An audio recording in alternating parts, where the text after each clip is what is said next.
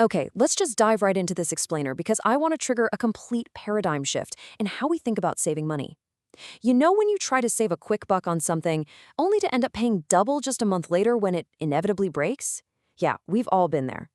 Most of us are conditioned from a really young age to believe that being good with finances simply means, well, spending less cash up front. But today, we're actually stepping away from that basic instinct. We are going to look at the fascinating reality of how the wealthy actually evaluate true cost over time.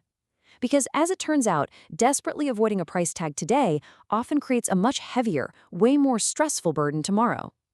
In this explainer, we're going to break this down using a really distinct six-part framework. We'll start off with the hidden cost of going cheap, then we'll look at the daily friction bad tools cause, followed by the massive trap of paying twice for experts. Next up, we'll uncover the invisible tax on your time, dive into the dangerously high price of waiting on maintenance, and finally, weigh sticker price versus total cost. This flow is going to reveal exactly why low prices constantly come attached to massive hidden bills. So, part one, the hidden cost of cheap. Let's just set the baseline for this entire explainer right now, defining what we actually mean when we say a low price tag is a financial mistake. The absolutely crucial point here is that a bad decision continues to charge you a hidden tax, mostly in patience and lost focus, long after the initial purchase. When you buy something cheap, the transaction doesn't just magically end at the cash register.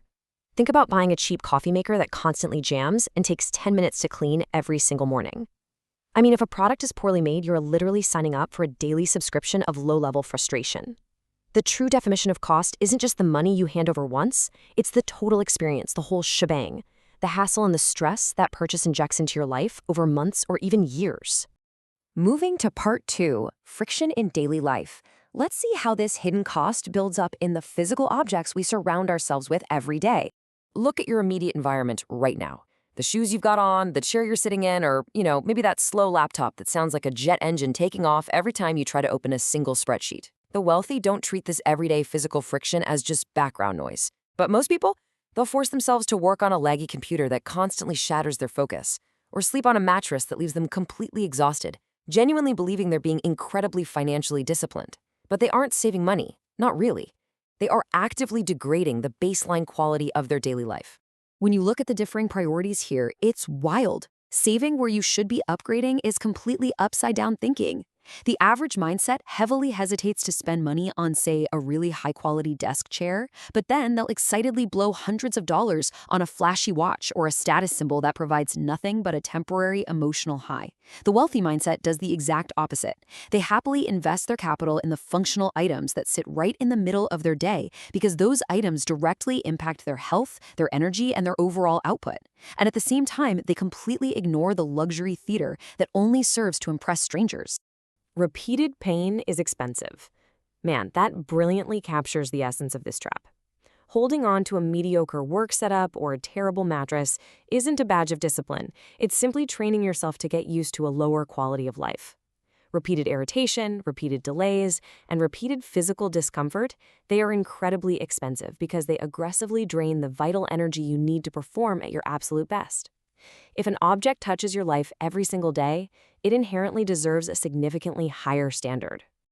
Our source material actually provides a fascinating example of what spending wisely for true value looks like, pointing to tools like the Alex app, which offers daily coaching and expert mentorship for just $199 a year.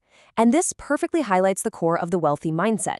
It's about spending a small, highly targeted amount not on a flashy material possession, but on an investment that actively builds your mental and emotional constitution.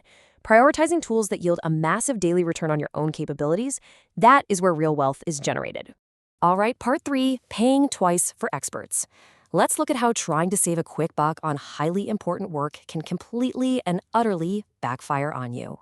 Let's be honest, most of us look at expert help and only see a painful bill. We see the hourly rate of a great accountant or lawyer, and our immediate, visceral instinct is to hunt down a DIY template online or just hire the absolute lowest bidder. But the wealthy, they look at that exact same bill and see risk safely walking out the room. Think of cheaping out on legal or structural work like building a heavy bridge out of discount materials, or literally stepping right into a mousetrap just to grab a free piece of cheese. You aren't just paying for labor, you're paying for judgment. You are paying for a professional who has seen the trap 100 times before you even take a step. It is the classic painful life cycle of a cheap mistake. Step 1, you hire the lowest bidder, and honestly, it usually works just enough at the start to make you feel like a total genius. But eventually, step 2, the cheap work shatters exactly when the stakes are at their absolute highest. Suddenly, step 3, you have no choice but to bring in a competent professional anyway, just to figure out what went so terribly wrong. And ultimately, step 4, you pay twice to undo the damage and finally do the work properly. Plus, you get a massive dose of added stress, chaos, and lost time thrown in for free. Which brings us to part 4. Time is not free. Let's talk about the invisible resource we all consistently squander in the name of a bargain. People will frequently feel so incredibly smart turning a straightforward 1-hour task into a grueling 3-hour ordeal just to save a few pennies. Think about driving 20 miles completely out of your way in heavy traffic just to save, $5 on a tank of gas? You feel like an absolute genius, completely ignoring the hour of your precious life you just burned to get there. Because time loss is hard to see when it bleeds out in small pieces, so many of us still treat time as if it's highly flexible and practically free. But really consider what this truly costs you. Time lost in 20-minute fragments utterly ruins the shape of your day. Moving further away to save a bit on rent? That guarantees long, draining commutes that completely steal your morning energy. Choosing clunky, outdated software to save $10 a month guarantees a fragmented, frustrated focus. All these complicated errands with entirely too many steps make your normal work feel significantly heavier and more punishing before the real impactful part of your day even manages to begin. They're protecting cash while bleeding momentum. That is such a crucial takeaway. The wealthy gladly spend money to remove repeated friction because protecting their forward momentum is endlessly more valuable than hoarding the cash. They aren't buying speed or convenience because they're spoiled. They're buying it because a smoother life creates a substantially better, higher quality output. If your day gets dragged down by a dozen small, cheap inefficiencies, you arrive at your most important work already exhausted. And arriving exhausted is the true devastating cost of those inefficiencies. Part 5. The high price of waiting. This is perhaps the least glamorous habit, but undeniably the most dangerous of all. We all do it. We constantly delay fixing the leaking pipe, the weird clicking noise in the car, or that dull toothache. Why? Because on day 1, a small problem is incredibly easy to talk yourself out of. Fixing it is boring, you spend good money, and you don't even get a fun new toy out of it. But fast forward to month 1, and the neglected issue grows claws. It becomes highly annoying. Let it slide to year 1, and suddenly, no way, it's a dramatic, chaotic, and fiercely expensive crisis that violently interrupts every single aspect of your life. And this beautifully illustrates it. Maintenance is really the price of stability.